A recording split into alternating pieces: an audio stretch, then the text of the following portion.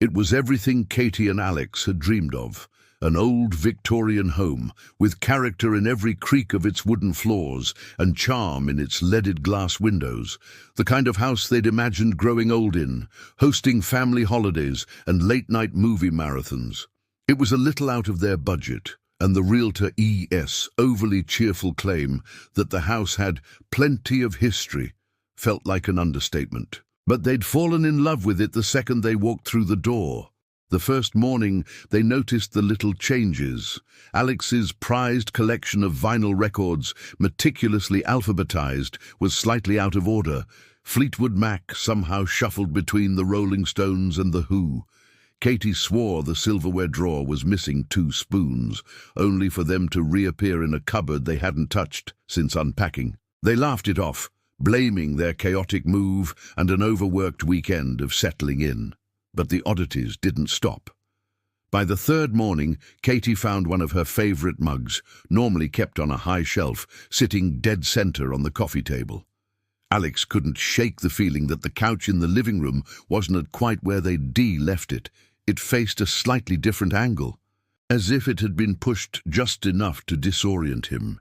And every night, no matter how tightly they shut them, at least one window or door was left ajar by morning.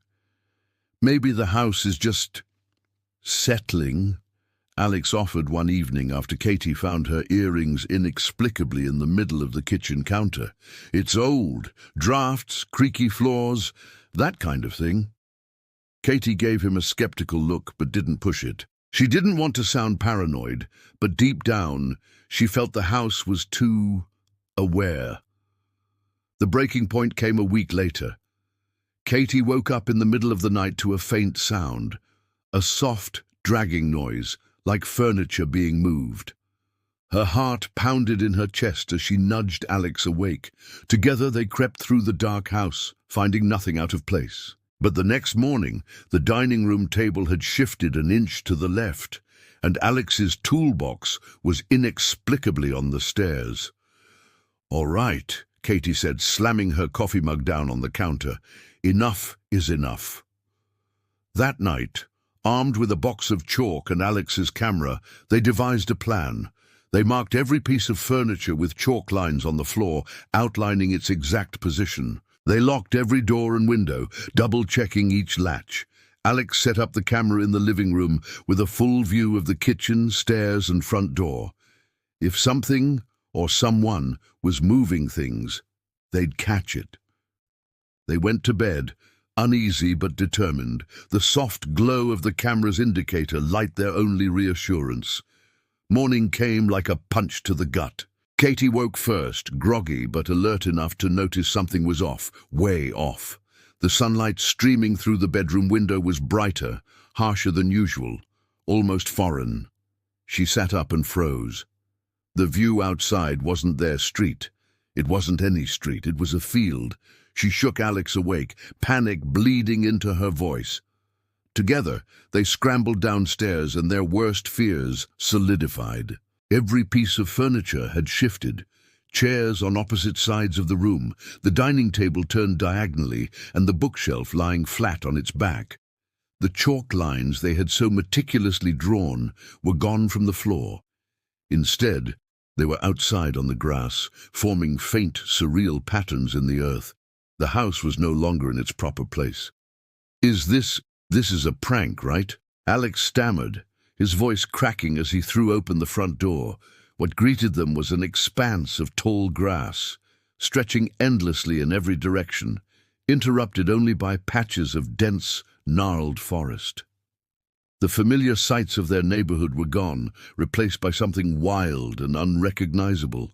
Katie grabbed Alex's arm, pulling him back inside. "The camera," she said, her voice trembling. "Check the camera." Alex fumbled with the device, replaying the footage from the night before. At first, everything seemed normal, just the two of them going to bed. Then, around 3:12 a.m., the screen flickered. The furniture in the frame began to move, jerky, unnatural movements, as though an invisible hand were dragging them across the floor. Chairs scraped, the table shifted, and the chandelier above the dining room swayed. And then the camera caught something chilling. The walls shimmered, as though the house itself were breathing, bending and expanding like the chest of a living creature. The flickering grew more erratic, and for a fraction of a second, the screen captured what looked like the house lifting off its foundation, its walls flexing as it vanished into darkness. And then, silence. The footage cut out at 3:14 a.m. The house had moved, transported to wherever this was, leaving its chalk-scrawled footprint behind like a signature. "We have to leave," Katie whispered, gripping Alex's arm like a lifeline. They scrambled to pack whatever they could, but every attempt to leave the house ended in failure. The front door led back into the kitchen. The windows showed the outside world, but climbing through them only deposited them into the same room they'd left. It was a labyrinth, bending space against them, mocking their desperation. As day turned to night, the house began to shift again, the walls groaning like a restless sleeper, furniture dragged across the floors without reason. Whispered voices echoed through the halls, words indecipherable, but undeniably there.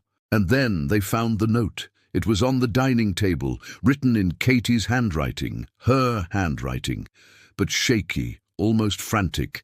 It read, "You can't leave. You never could. It's not your house. It's theirs."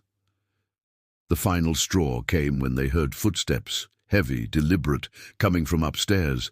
Neither of them dared to move, frozen in a silence so complete it felt suffocating. The footsteps grew louder, closer, descending the stairs with an agonizing slowness. But when they turned to look, there was no one there. Just the house, watching, waiting. A young couple moves into their dream home, only to notice strange phenomena like shifting furniture and opening doors. They mark the floors with chalk and set up a camera, but wake up to find the chalk lines outside and the house in an entirely new, unrecognizable location. The house won't let them leave, and it might not be theirs after all.